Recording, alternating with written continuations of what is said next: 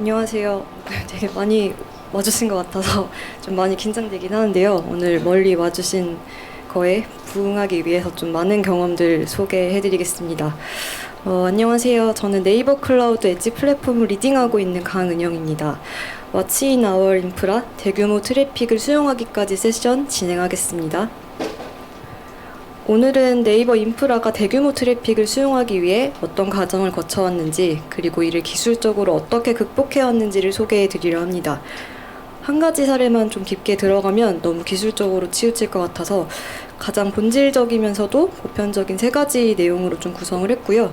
저희가 그간 네이버 서비스 트래픽을 처리하면서 겪었었던 스펙트럼과 그 속에서 마주했었던 엣지 케이스, 그리고 그걸 처리하기 위해서 인프라 측면에서 어떤 고민을 했고 또 어떻게 시도했는지에 대한 사항들과, 마지막으로는 저희가 기존 플랫폼의 한계점을 좀 보완하고자 저희 조직에서 새롭게 설계 중인 엔벨롭이라는 플랫폼의 방향성을 소개해드리려고 합니다.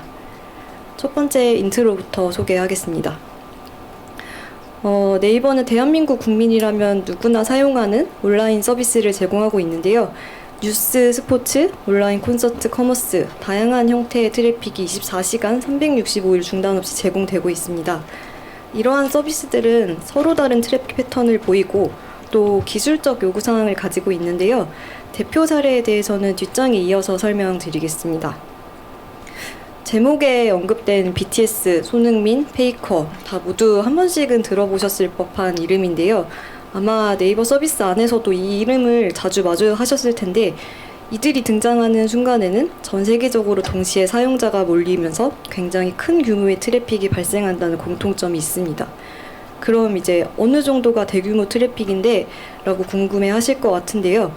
2022년 카타르 월드컵 대한민국 포르투갈 경기 같은 경우에는 동시간대 이제 400만 명 이상의 사용자가 시청을 하였고, 또 최근에 치지직을 통한 LCK 월드 챔피언십 결승전 중계 같은 경우는 이제 50만 명에 가까운 이상의 사용자가 고화질 스트리밍 환경으로 동시에 시청을 하고 있습니다.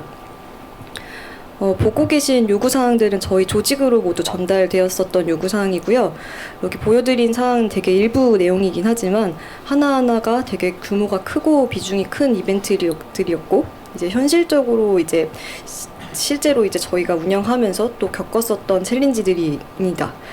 그렇다면은 이제 이런 요구사항을 저희가 처음부터 감당하고 이제 그런 플랫폼과 인프라가 준비되어 있었을 거라고 생각하시진 않으시겠지만, 물론 그렇지도 않았었고 이제 계속 고민하고 해결하고 또 고도화하는 과정을 통해서 지금의 플랫폼 형태로 성장을 해왔습니다. 네이버의 모든 서비스는 24시간 무중단으로 운영되고 있는데요.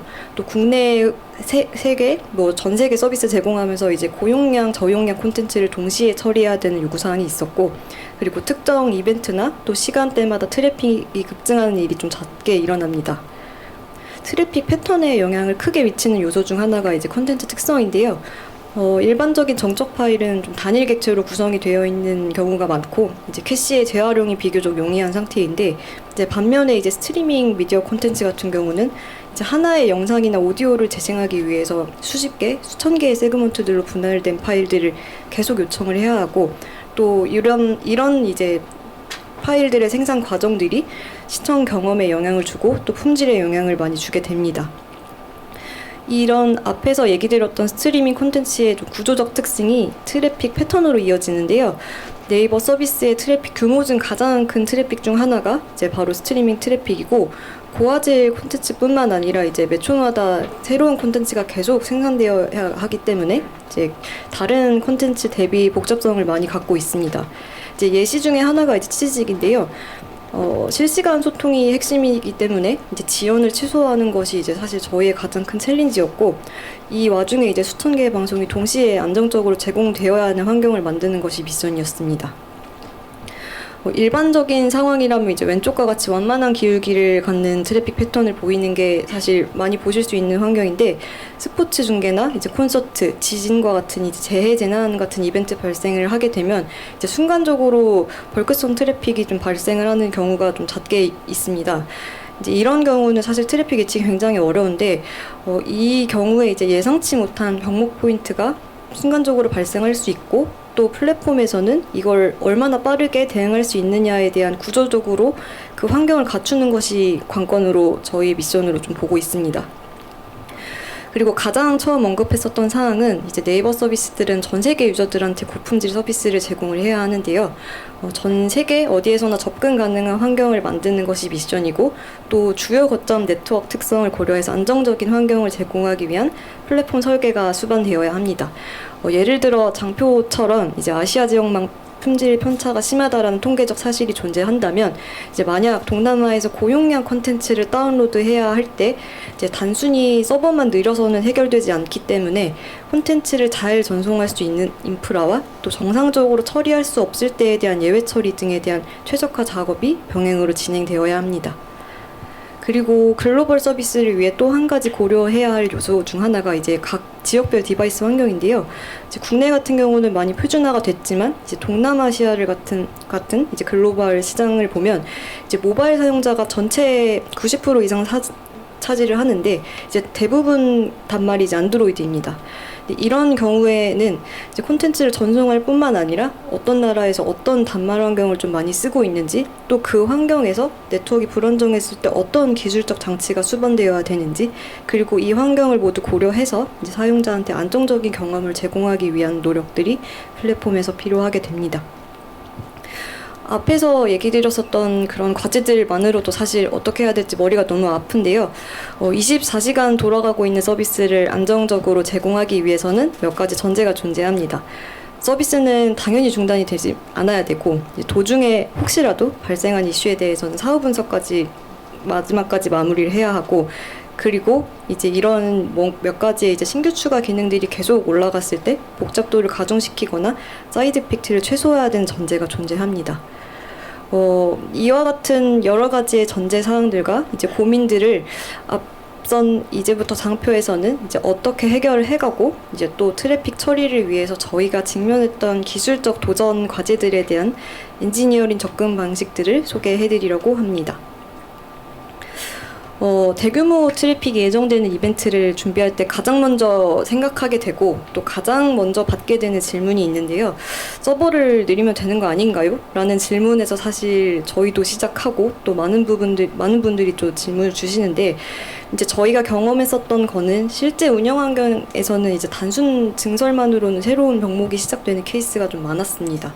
그렇기 때문에 이제 트래픽이 급증할 때 어떤 자원이 가장 빠르게 병목 지점이 되는지, 그리고 어떤 지점에서 누적되고 또 엔드-투-엔드로 구조적으로 분석을 해야 했고, 또 결과적으로 또 이런 모든 상황들을 반영을 해서 서비스를 이해하고 또 플랫폼을 구조적으로 바라보는 시각이 좀 필요했습니다. 저희가 실제로 좀 마주했었던 가장 큰 기술적 과제 중 하나가 지연을 최소화하면서 대규모 실시간 트래픽을 좀 안정적으로 처리해야 한다는 요구 조건이었는데요. 문제의 핵심은 지금 장표처럼 이제 콘텐츠 사이즈가 굉장히 작고 TTL이 매우 짧고 또 이 파일들이 동시간대 폭발적으로 요청이 인입되는 환경이었고, 이게 저희가 기존에 갖고 있었던 전송 플랫폼 구조상 굉장히 큰 부담으로 이어질 수밖에 없었습니다. 이 상황을 좀 가장 선명하게 보여준 사례가 LLHLS라는 프로토콜을 사용하는 라이브 스트리밍 서비스인데요. 이 프로토콜은 지금 다 아시는 이제 치즈빅이라는 서비스의 사용이 이미 되고 있고 또 적용이 되어 있는데, 실시간 소통이 핵심인 스트리밍 플랫폼에서는 이제 시청자랑 스트리머 간 실시간 상호작용이 굉장히 성능의 핵심 가치였고, 1초라는 차이가 서비스의 경험의 차이가 돼버립니다. 그렇기 때문에 이제 저희도 그렇고 여기 계신 많은 개발자분들이 아시고 공감하실 것 같은데, 이 1초라는 시간을 줄이는 것이 굉장히 쉽진 않은 일이었고요. 이 1초를 줄이기 위해 단순히 서버를 느리거나 또 캐시 정책을 조정하는 선에서는 해결을 없다라는 결론을 좀 내리게 됐습니다. 그렇기 때문에 저희는 1초라도 더 빠른 응답을 제공하고, 또 이런 걸 또 대규모 트래픽을 수용하기 위해서 콘텐츠 전송 방식 자체를 좀 바꾸는 거로 접근을 하기 시작했습니다. 애플에서 개발한 LLHLS 프로토콜은 이미지처럼 이제 세그먼트를 쪼개고 이제 플레이어부터 이제 오리진 서버까지 하나의 전송 파이프라인을 전반적으로 재구성하는 방식으로 설계가 되어 있는데요. 그렇기 때문에 이제 지연 시간을 줄이는 걸 넘어서 이제 요청 단위 자체가 굉장히 작게 쪼개지기 때문에 전송 서버가 부하를 더 균형적으로 분산 처리하면서 또 동시 요청을 안정적으로 처리할 수 있는 효과를 기대를 할 수 있습니다. 조금 더 구체적으로 설명을 드리면 이제 LLHLS에는 이제 아직 생성되지 않은 파트라는 이 하나의 그런 개념이 존재를 하는데, 이 미리 요청할 수 있는 힌트라는 메타데이터를 이용을 해서 이제 클라이언트는 이 힌트라는 걸 이용하고 앞으로 도착할 아직 생성되지 않은 파트를 미리 요청하면서 사용자는 버퍼링 없이 더 빠른 재생 경험을 얻게 됩니다. 이런 환경 때문에 하나의 세그먼트를 좀 더 작게 전송하고 또 서버는 더 작고 예측 가능한 단위로 요청을 분산 처리할 수 있는 환경이 만들어지게 되는데요. 하지만 여기에 대해서는 좀 명확한 트레이드 오프가 존재를 했고 또 저희도 고려하지 못했었던 사항이기도 한데, 기존보다 콘텐츠 사이즈가 사실 더 작아졌기 때문에 요청량 자체가 이전 대비 좀 많이 늘어났었던 부분이고요.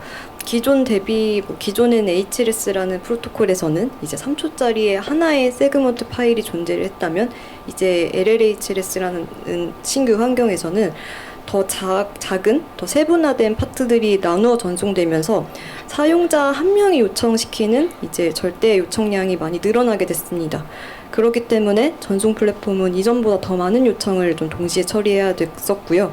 여기에 대한 좀 구조적인 설계가 다시 이루어져야 됐습니다. 그렇기 때문에 이제 먼저 트래픽을 처리하는 과정에서 생기는 병목이 어디인지 좀 정량적으로 좀 분석을 하기 시작했고요. 또 다른 하나는 이제 LLHLS라는 이제 콘텐츠의 다양성이 높아질수록 이제 캐시의 효율이 많이 떨어진다라는 구조적 특성을 갖고 있었는데, 예를 들어 이제 치즈직 서비스는 이제 하루에 수천 개 방송이 동시에 진행되는데 이 각 방송들은 서로 다른 유니크한 콘텐츠이고 이제 사용자 역시 다른 방송을 그 시점에 맞춰 다 새로운 파일들을 요청을 하게 됩니다. 이렇게 되면은 충분하게 이제 콘텐츠가 전송 플랫폼에서는 캐싱이 되어 있지 않기 때문에 사용자마다 요청하는 객체가 다르고 또 캐시 적중률은 굉장히 낮아질 수 있는 환경이 존재를 합니다. 이 환경이 어떤 영향을 일으키냐? 이 앞선 부분이 이제 캐시 미스라고 부르는 캐시가 되어 있지 않은 환경이 많아질수록 이제 저희 전송 플랫폼에 대한 적체, 이제 앞에서 얘기 드렸던 이제 캐시 갱신 파일, 갱신 삭제 이런 부분들이 하나의 이제 이빅션이라고 표현을 하면 이제 이빅션에 대한 그런 오버헤드가 발생을 하면서 부하를 일으키면서 또 CPU 사용량을 굉장히 많이 늘리는 패턴을 좀 발견을 했는데요. 이제 왼쪽이 이제 실제 저희가 겪었었던 이제 디스크 I/O 지원이 좀 굉장히 많이 늘어난 패턴이었고, 이제 여기로 인해서 이 오른쪽 캡처가 이제 CPU가 많이 이로 인한 증가하는 패턴을 많이 봤었던 사항이 실제 저희가 경험했었던 현상입니다. 이 문제를 좀 해결하기 위해서 저희가 접근한 거는 이제 캐시 구조 자체를 사실 변경하는 걸 좀 접근을 했었고요. 이제 자주 요청하는 컨텐츠에 대해서 메타데이터 기반으로 인덱싱 구조를 좀 도입을 하게 됐고, 이를 통해서 이제 디스크를 최소화하면서 캐시 적중 여부를 좀 빠르게 판단할 수 있게 하는 환경을 좀 만들었고요. 아까 뭐 이런 여러 가지 트래픽 상황에서도 이제 병목 없이 좀 안정적인 응답을 제공하고자 이제 구조를 좀 변경한 사례입니다. 지금까지는 좀 성능에 대한 또 최적화, 그리고 구조적인 관점에 대한 트래픽 대응 전략을 말씀을 드렸는데요. 다음으로 트래픽을 좀 처리했을 때 저희가 신경을 좀 크게 고려했었던 사항이 장애 확산을 좀 막는 방안입니다. 대규모 이벤트 트래픽은 좀 예측을 하기가 굉장히 어렵고 또 특정 노드에서 병목이 발생하면은 그 부하가 다른 노드로 전이되면 장애가 계단식으로 확산될 위험이 있습니다. 그렇기 때문에 이제 이걸 방지하고자 캐스케이딩 페일리어 스트럭처, 즉 계단식 장애 확산을 방지하는 네트워크 구조를 좀 설계를 했고요. 실제로 장애가 발생을 했지만 문제가 전체로 퍼지기 전에 자동으로 격리되고 복구되는 것이 점에서 이제 저희에게는 큰 의미가 있었습니다.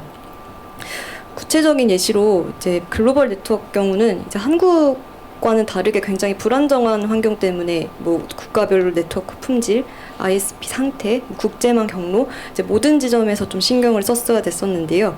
한 국가의 회선만 일시적으로 불안정해도 사실 전체 서비스 품질이 흔들릴 수 있는 상황이 종종 존재를 했고 또 이를 고려해서 콘텐츠를 잘 전송할 수 있는 환경을 만들어야 했습니다. 그렇기 때문에 앞서서 얘기 드렸었던 이제 콘텐츠 전달 구간을 더 세분화하는 계단식 구조로 좀 설계를 했고요. 각 구간에 이제 품질이 저하되면 그걸 감지하고 대체 전송 경로로 우회하는 구조를 좀 가져가고 있습니다. 그리고 이 대체 경로랑 함께 사용자 위치 기반으로 또 어떤 사용자가 어느 경로를 기본적으로 사용할지에 대한 부분을 미리 설계를 해놨기 때문에 이런 부분을 통해서 좀 구조적인 단계적 실패를 좀 겪을 수 있는 환경을 만들었고요. 하지만 이런 구조적 장애의 대응만으로는 사실 충분하지 않기 때문에 그 전에 일단 가장 근본적으로 기초 준비가 좀 탄탄하게 갖춰져야 되는 전제가 있고요.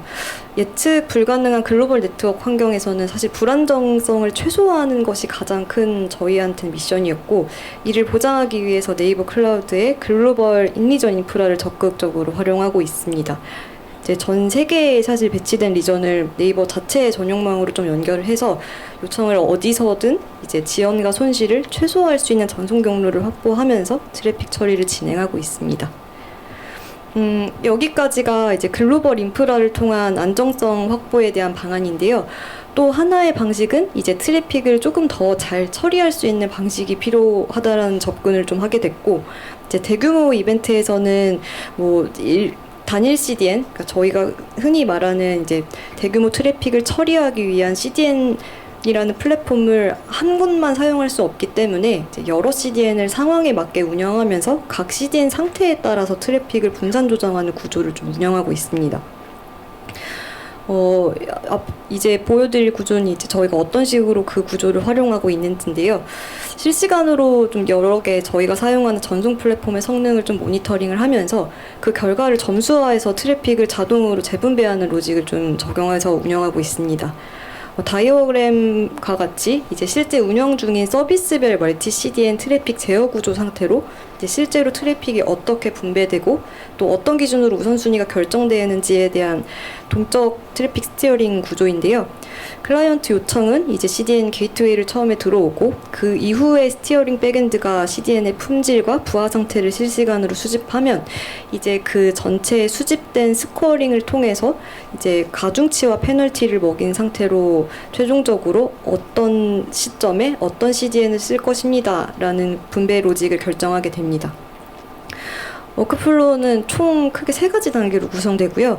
이제 각 CDN 품질 데이터를 실시간으로 수집하고, 그리고 그 수집된 데이터를 TTLB, TTFB, 그리고 에러율에 대한 다양한 품질 지표를 스코어링을 하는데, 이 스코어링은 사실 평균값은 아니고 아까 앞장에서 얘기 드렸었던 이제 가중치와 페널티를 적용한 계산식이라서 이 몇 가지의 가중치 조정 수식에 따라서 우선순위를 조정하고 있습니다.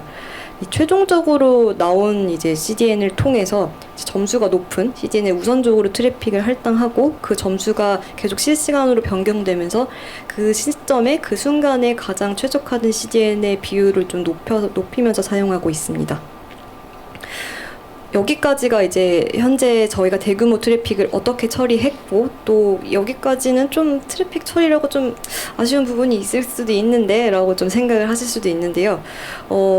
이제 여기까지 트래픽을 처리를 했으면 이제 어떤 식으로 모니터링을 했는지에 대한 부분이 필요한데, 장애에 대한 건 사실 엔지니어 분들이라고 하면은 매번 수없이 경험을 하시겠지만, 이제 가정을 해보면 이제 페이커가 중간에 꺾이지 않는 마음으로 이제 젠지와 결승전에서 2대2 상황까지 대역전극을 펼치기 시작했고, 이제 BTS가 이제 공연 중후반부를 가고 채팅창이 엄청난 속도로 올라가는데 이런 화면이 나오는 상상을 한번 해보시면 사실 제가 실제 겪었었던 화면이고요. 그래서 굉장히 끔찍하게 느껴지실 텐데, 이때 가장 먼저 드는 생각이 있습니다. 내 환경 문제인가? 아니면 진짜 장애인가? 라는 생각부터 사실 제일 먼저 하게 됐고요. 저도 이게 내 환경인지에 대한 그걸 이제 저희 팀에서도 매번 이제 체크를 하게 되는데, 이런 실제 사용자 경험하고 이제 플랫폼 지표 사이의 간극을 줄이기 위한 리얼 유저 모니터링, 럼이라고 부르는 구조를 좀 도입하고 있습니다. 그간 경험을 토대로 이제 시스템 관점에서 정상 상태와 사용자 관점에서 품질이 이제 항상 일치하지 않다라는 간극이 존재를 하는데, 이제 이걸 좀 해소하기 위해서 실제 반응을 기반으로 품질 이슈를 좀 탐지하는 방식의 모니터링을 도입하고 있습니다. 시스템은 총 3가지 단계고요. 조금 더 구체적으로 얘기 드리면 만약 이제 사용자 반응, 이제 댓글 창이겠죠. 반응에서 이제 끊김, 느려 뭐 이런 예약된 품질 관련 키워드를 실시간으로 수집하면서 이제 저희 분석 모델은 특정 키워드가 갑자기 증가했는지에 대한 변화율과 해당 키워드가 실제 품질 저하로 이어졌는지를 판단하게 됩니다. 이후에는 이제 주요 키워드가 임계치를 초과했는지를 판단을 하고, 그리고 그 이후 알람이 정해진 프로세스에 맞춰서 트리거되면 이제 비상 모드와 같은 그런 대응 프로세스로 넘어가서 대응을 하는 구조로 가져가고 있습니다. 그리고 두 번째가 이제 직관적인 모니터링 환경의 이제 부재인데요. 24시간 사실 뭐 무중단으로 운영되고 있고, 또 이 서비스를 저희도 모든 플랫폼과 서비스를 모니터링하기엔 굉장히 어려운 부분이 있기 때문에 특히 서비스가 복잡해질수록 모니터링 지표 간의 연결성을 좀 확보하기 어렵다라는 좀 전제가 있었습니다. 그렇기 때문에 이제 대시보드에서 분명히 알람이 보이지만 뭐 알람도 대량으로 발생하고 그 상황에서 어떤 구간에서 어떤 현상이 발생했는지 명확하게 파악하기 어려운 현상이 좀 존재하는데요. 이 문제를 해결하기 위해서 좀 엔드투엔드 옵저버빌리티 구조를 도입을 하였고, 핵심은 이제 분산 추적 기반 토폴로지 맵을 좀 활용을 해서 구간별 지연이 발생을 하고 있는지에 대한 것을 시각화하는 데 좀 초점을 두었습니다. 그라파나 노드 그래프 플러그인을 활용을 했고요. 이제 각 노드, 저희가 부르는 그 구간의 RPS 지표가 증가했는지, 그리고 어느 구간에서 에러 레이트가 발생을 했는지를 좀 도식화해서 좀 이슈를 좀 빨리 찾고자 하는 환경을 확보를 했고요. 서비스, 이 지금 보시는 화면이 이제 실제 저희가 운영 환경에서 쓰고 있는 지표인데, 이 서비스 간의 호출을 좀 실시간으로 시각을 해서 노드의 상태를 뭐 일정 뭐 임계치, 응답 시간이 뭐 700ms 이상의 구간을 찾아줘라던가, 이제 그 구간에 어떤 지점이 장애에 지금 연관되어 있는지를 좀 빠르게 찾고 그 구간별 흐름을 좀 직관적으로 파악할 수 있는 구조를 운영 안정성 확보에 좀 크게 도움을 얻고자 도입을 하고 있습니다. 그리고 마지막으로 하나가 이제 저도 매번 좀 빠지게 되는 오류인데, 이제 안정성과 신뢰를 이제 감으로, 이제 휴리스틱이라고 부르죠. 이제 그 경우로 판단하는 그 존재가 좀 많이 있는데요. 이 믿음의 신뢰를 좀 데이터로 만들기 위해서 이제 케이어스 엔지니어링 기반의 이제 사전 검증 체계를 좀 도입을 했고, 부하 테스트라고 뭐 볼 수도 있지만 이 다양한 트래픽을 미리 흘려보고 이제 플랫폼의 성능과 안정성, 품질 지표를 좀 정량적으로 체크할 수 있는 체계를 좀 가져가고 있습니다. 보시는 그래프는 이제 특정 시간대에 장애를 좀 의도적으로 주입을 하고 그 시스템이 저희가 의도한 대로 반응을 했는지에 대한 보여준 예시이고요. 인위적으로 트래픽을 발생을 하면서 의도한 가용량만큼 사용하는지, 얼마나 빨리 복구되고 서비스 품질이 그 시점마다 어느 정도까지 유지가 되는지를 수치로 이제 측정을 하고 운영에 쓰이고 있습니다. 좀 빠르게 넘어왔는데요. 이제 여기서부터는 이제 저희가 뭐 어떤 식으로 트래픽 처리를 했고, 또 지금 기존 플랫폼이 좀 가진 구조적 한계에 대한 내용을 좀 더 설명을 좀 해드리려 하는데, 이 앞서 맨 처음에 얘기 드렸었던 엔벨롭이라는 저희의 넥스트 퓨처에 대한 설계를 좀 소개해드리려고 합니다. 저희가 생각하는 방향은 좀 고가용성을 넘어서 이제 무중단 플랫폼을 제공하는 것인데요. 이제 현실은 또 그렇지 않죠. 이제 장애가 발생하더라도 반드시 서비스가 끊기지 않는 걸 유지를 하고, 또 이건 굉장히 어렵지만 이제 저희한테 느끼기에는 하늘에서 비행기를 만드는 것 같은 좀 느낌이고요. 기존의 전송 플랫폼이 가진 구조적 한계를 좀 짚어볼 텐데요. 기존 저희가 좀 운영했었던 전송 플랫폼의 좀 구조적인 문제가 이제 모놀리식 구조라고 부르는 부분이었고, 이제 확장성하고 장애 대응에 좀 아쉬움이 좀 많이 크게 존재를 했습니다. 그렇기 때문에 대규모 트래픽을 좀 안정적으로 처리하기에는 구조적 제약이 좀 명확했고요.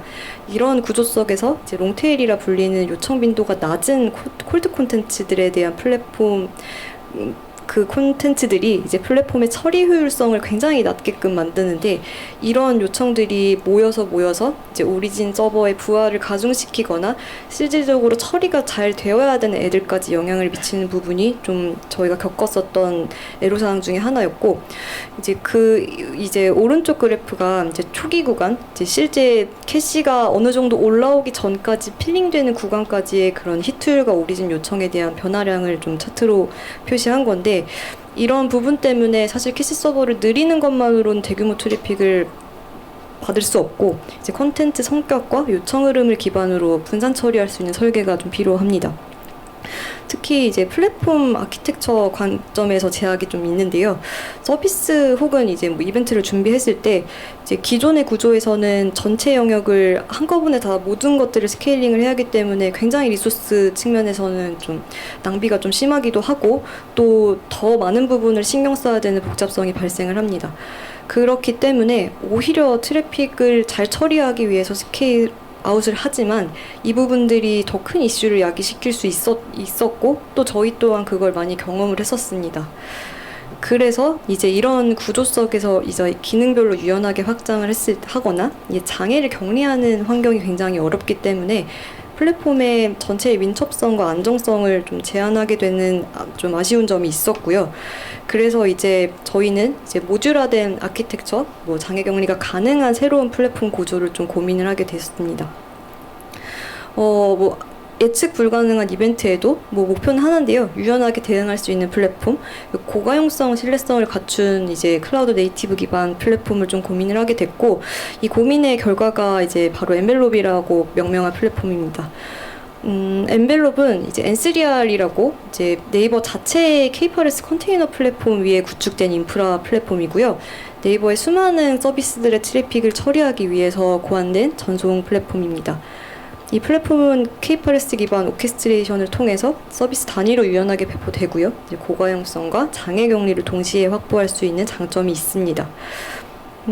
엔벨롭의 설계는 사실 몇 가지 기본적인 문제의식에서 출발을 했는데, 첫 번째는 대규모 실시간 트래픽은 단순히 서버를 늘리는 거는 감당이 안 되기 때문에 이제 여러 가지 유연한 환경에서 좀 잘 돌 수 있는 것을 가장 기본적인 모티브로 좀 하고 있습니다. 그리고 기본적인 모티브뿐만 아니라 이제 요즘 같은 경우에 보안 위협의 형태가 굉장히 다양해지고 비정상 요청이 대규모로 유입되는 상황이 빈번해지고 있는데, 이런 환경에서 외부 공격과 비정상 요청으로부터 이제 서버를 보호하는 보안 계층이 반드시 필요하다라고 인지를 하고 있고, 이제 엔프론트라고 부르는 저희 사내 보안 플랫폼과 연동을 해서 전용화 플레이어를 통해서 디도스 악성 요청을 좀 선제 차단을 하고, 이제 레이트 리밋과 서킷 브레이커 같은 비정상급 트래픽을 좀 자동으로 제어할 수 있는 환경을 마련했습니다. 또한 그리고 장애 상황에서도 어찌됐든 연속성을 유지할 수 있는 구조가 사실 플랫폼에서 좀 주요하게 갖춰져야 되는 요소라고 생각하는데, 이제 기본적으로 K8S의 이제 레디니스, 라이브니스에 대한 그런 개념을 도입해서 사용자에게는 끊김없는 연결을, 그리고 오리진에게는 이제 안정적인 요청 환경을 보장하는 환경을 마련하고자 합니다. 그리고 이제 기본적으로 제공하는 건 이제 당연히 오토 스케일링이 좀 원활히 되어야 하겠고요. 이제 확장은 빠르게 하면서 또 축소도 안정적으로 서비스 특성에 맞는 지원을 하면서 탄력적으로 스케일링 할 수 있는 구조를 좀 마련을 하는 것을 설계 목표로 잡았습니다. 그리고 이제 무중단 서비스 환경을 유지하기 위한 이제 그레이스풀 터미네이션 구조가 핵심 원칙 중에 하나인데요.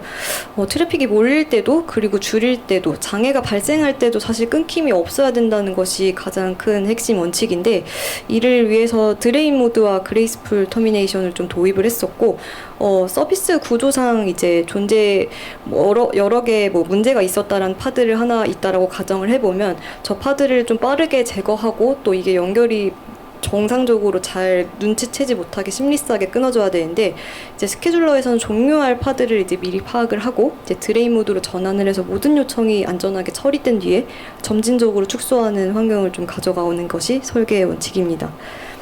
그리고 이제 이후에 그 특정 파드가 빠지면 이제 스케일링 균형을 맞추기 위해 캐시 상태나 세션을 고려해서 단계적으로 추가 스케일 인을 해야 하는데요. 이제 레이어 1의 파드 3가 제거된 이후에 레이어 2 파드 3는 요청하지 않고 이후 이제 저희가 원하는 대로 이제 4개의 파드만 남는 그런 구성으로 가져가는 것을 목표로 하고 있습니다.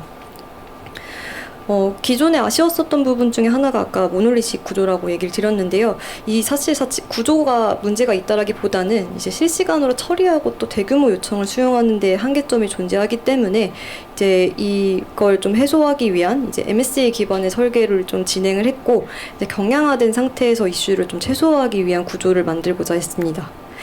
그리고 이제 전송 플랫폼의 본연 기능에 좀 충실하기 위해서 이제 캐시 히트율을 높이기 위한 좀 고려를 좀 무엇보다 많이 했고요. 서비스 메시 기반으로 요청 흐름을 분석하고 또 가장 이제 적절한 이제 캐시 노드로 요청을 라우팅하는 구조를 갖추고 있습니다. 다이나믹 서비스 메시 기반이라고 저희는 부르고요. 이제 가장 가까운 위치에 있는 캐시 노드로 요청을 전달함으로써 이제 플랫폼 전체의 연산량을 줄이고 이제 오리진 서버 간 트래픽을 최소화하는 데 초점을 맞췄습니다. 예를 들어 첫 번째 요청에 대해 캐싱된 데이터가 없이 오리진을 찾아가는데 여러 경로가 존재하고 또 여러 홉을 거쳐야 되는데 이제 두 번째 요청부터는 한 번이라도 캐싱된 데이터가 있다면 그 오리진까지 찾아가야 되지 않아도 되기 때문에 이제 실제적인 그 탐색 경로가 많이 줄어들고 또 이로 인한 응답 속도 단축을 기대할 수 있습니다. 그리고 이것들이 계속 반복이 되면 이제 n번째 특정 요청부터는 캐시에 대한 범위가 확장이 되면서 플랫폼 전체에서 캐시 히트 확률이 지수적으로 증가하는 걸 기대할 수 있기 때문에 이제 아키텍처를 설계하면서도 이제 오리진 서버의 부하를 줄이고 또 서비스의 가용성과 응답 일관성을 높이는데 좀 최우선적으로 기여하고자 이런 설계를 좀 가져갔습니다. 요청을 좀 레벨별로 좀 분리해서 좀 살펴보면요. n개의 요청이 들어온다라는 가정을 했을 때 이제 실제 캐시 노드 수를 m으로 일단 두고 이제 풀백 오리진으로 돌아가는 이제 그런 요청을 l로 정의를 했을 때 트래픽의 분산 특성에 따라서 이제 동적으로 어떤 캐시를 찾아가는지에 대한 부분을 적용을 하고 또 그걸 통해서 이제 평균 응답 시간을 최소화하는 데 좀 크게 초점을 맞췄습니다.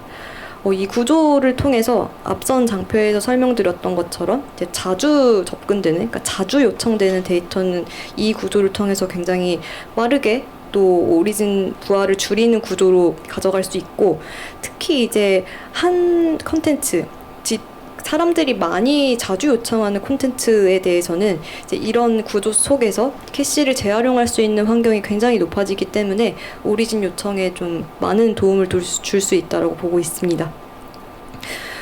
위에 얘기 드렸던 이제 모델이 좀 어떤 상황에서 어떻게 동작하는지를 조금 더 살펴보면 이제 일정 수준 이상 요청이 인입되면 이제 기존 플랫폼에서는 일정 수준 이상 캐시 필링이 어느 수준까지는 되어야 되는데 이제 엔벨롭 구조에서는 이제 엔벨롭 자체 요청이 스스로가 캐시의 웜업 역할을 수행을 하기 때문에 오리진 요청에 대한 부담을 굉장히 많이 줄이고 또 최소화될 수 있는 방향으로 동작을 하게 됩니다. 특히 이제 트래픽이 많이 몰릴 경우, 그리고 특정 콘텐츠, 사람들이 많이 보는 콘텐츠 집중 요청이 좀 늘어나면 이 서비스 메시 구조 안에서 캐시를 분산 재활용하면서 이제 오리진 보호를 강화하는 데 효과적입니다. 이걸 앞서서 말씀드렸던 걸 이제 수식으로 검증을 했을 때 기존 플랫폼 대비 이제 엔벨롭을 통한 히트율이 상대적으로 사실 기존의 히트율이 굉장히 낮았다라는 것도 아니고 이제 엔벨롭을 통해서 얼마나 증가했는지에 대한 예시이고요.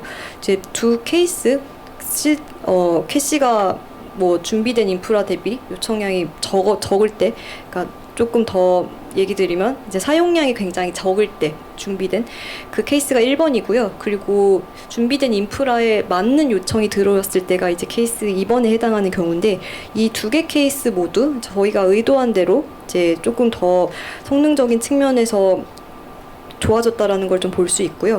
이제 시뮬레이션 기반 결과를 보면 이제 약 95%까지는 일단 향상될 수 있다라는 이론적인 구조적인 가능성을 확인을 할 수 있습니다. 본질적인 문제는 계속 얘기 드렸던 것처럼 이제 오리진 서버로 요청을 최소화하는 데 포커싱이 되어 있는데요. 이걸 통해서 이제 요청량을 최적화하고, 그리고 이건 굉장히 매우 이상적인 경우이긴 하지만 이제 캐시에 대한 동작, 캐시가 새로 생성되고 삭제되고 이런 이빅션에 대한 부분을 이 구조를 통해서 좀 많이 해소하고 좀 부하를 서로 간의 부하를 좀 줄일 수 있는 환경을 기대하고 있습니다. 그렇기 때문에 이제 저희가 이 신규 플랫폼을 통해서 도입을 기대하는 방향과 효과는 크게 세 가지고요.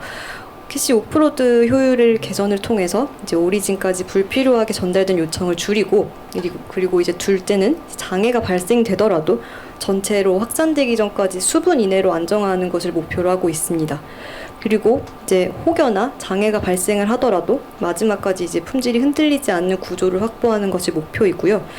모든 측면에서 이제 서비스 안정성을 지탱하는 것을 최우선적으로 하고 있습니다.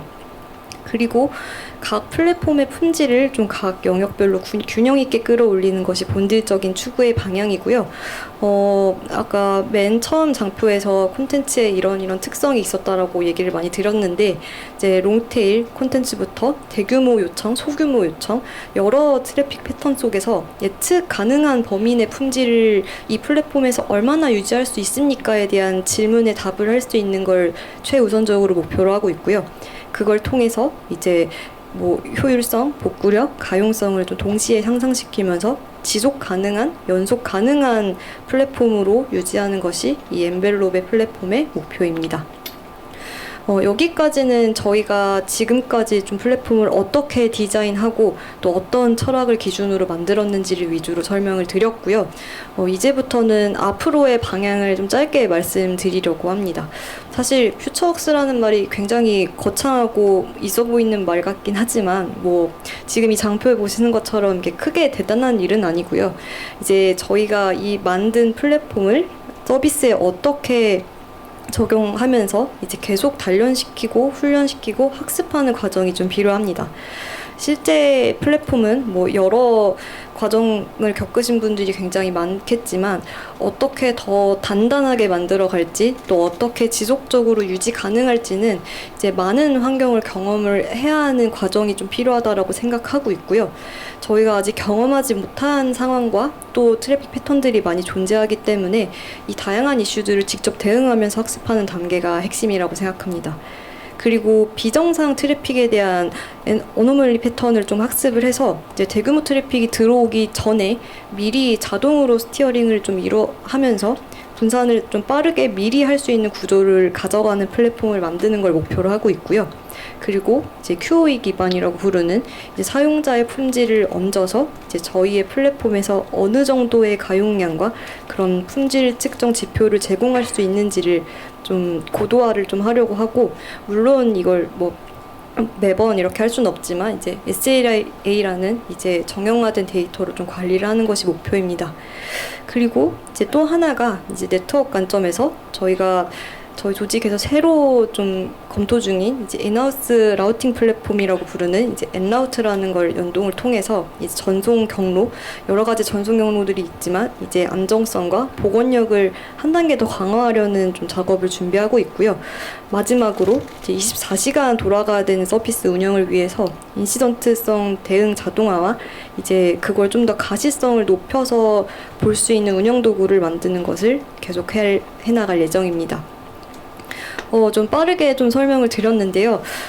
저 스스로도 이제 대규모 트래픽을 좀 처리를 하면서, 그리고 이걸 통해서 엔지니어링을 수행하고 있고 또 개발하고 있는데, 항상 매번 겪는 고민이지만 대한민국에서 이 정도 트래픽이 발생할 수 있을 수 있나? 그리고 또 해외에서 네이버 서비스를 이렇게 또 들어올 수 있나 하고 매번 새삼 놀라긴 합니다.